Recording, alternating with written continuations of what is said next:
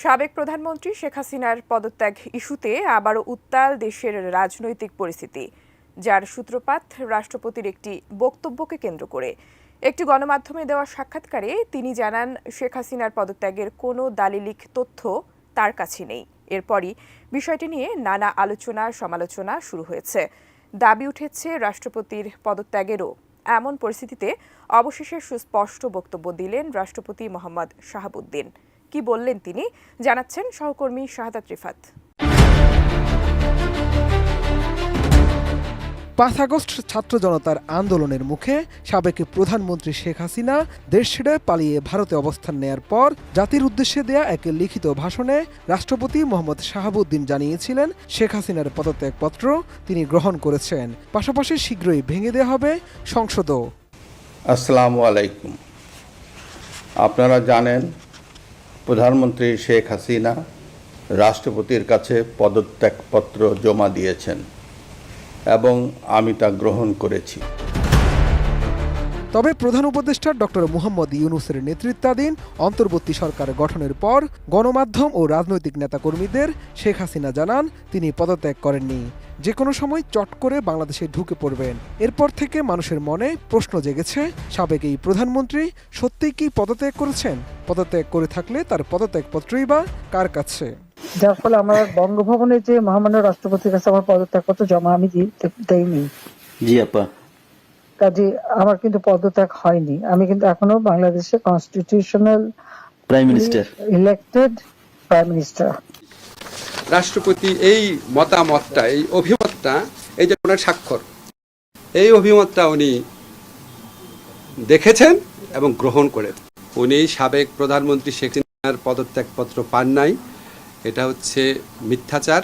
এলো ভিশন মুশকিল আসান অফার। যে কোনো ব্র্যান্ডের পুরনো ফ্রিজ নিয়ে চলে আসুন ভিশন শোরুমে আর নিয়ে যান নতুন ভিশন ফ্রিজ 20% পর্যন্ত ছাড়। এদিকে সম্প্রতি একটি দৈনিক পত্রিকার সম্পাদকের সাথে আলাপচারিতায় রাষ্ট্রপতি জানান, শেখ হাসিনার পদত্যাগের কোনো দালিলিক নথি বা তথ্য তার কাছে নেই। এরপরেই দেশজুড়ে শুরু হয় তোলপাড়। নানা আলোচনা সমালোচনার পাশাপাশি দাবি উঠে রাষ্ট্রপতির পদত্যাগেরও।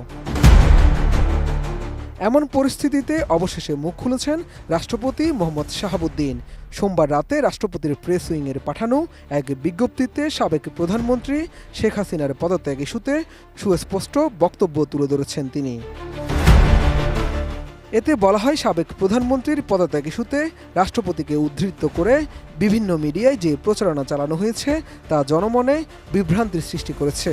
এ বিষয়ে রাষ্ট্রপতির পক্ষ থেকে সুস্পষ্ট বক্তব্য হচ্ছে, ছাত্র জনতার গণবিপ্লবের মুখে প্রধানমন্ত্রীর পদত্যাগ ও দেশত্যাগ, সংসদে ভেঙে দেয়া এবং বর্তমান অন্তর্বর্তীকালীন সরকারের সাংবিধানিক বৈধতার উপর যত ধরনের প্রশ্ন জনমনে উদ্রেক হয়েছে, সেগুলোর যাবতীয় উত্তর স্পেশাল রেফারেন্স নং 01/2024 সুপ্রিম কোর্টের আপিল বিভাগের গত 8 আগস্ট 2024 আদেশে প্রতিফলিত হয়েছে। রাষ্ট্রপতির প্রেস উইংয়ের পাঠানো ওই বিজ্ঞপ্তিতে আরও বলা হয়, সংবিধানের 106 অনুচ্ছেদ অনুযায়ী মহামান্য রাষ্ট্রপতি 8 আগস্ট 2024 সুপ্রিম কোর্টের আপিল বিভাগের মতামত চাওয়ার পরিপ্রেক্ষিতে আপিল বিভাগ এই মতামত দিয়েছিলেন। বিজ্ঞপ্তিতে বলা হয়, মীমাংসিত এই বিষয়ে নতুন করে কোনো বিতর্ক সৃষ্টি করে অন্তর্বর্তীকালীন সরকারকে অস্থিতিশীল কিংবা বিব্রত করা থেকে বিরত থাকার জন্য রাষ্ট্রপতি সবার প্রতি আহ্বান জানিয়েছেন।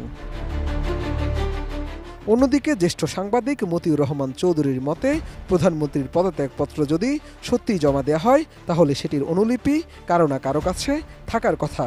কিন্তু 3 সপ্তাহ ধরে বিভিন্ন জায়গায় অনুসন্ধান চালালেও এর খোঁজ কেউ দিতে পারেনি। এমনকি মন্ত্রিপরিষদের বিভাগেও যোগাযোগ করে কিছু পাওয়া যায়নি। শাহাদাত রিফাত, এটিএন নিউজ, ঢাকা।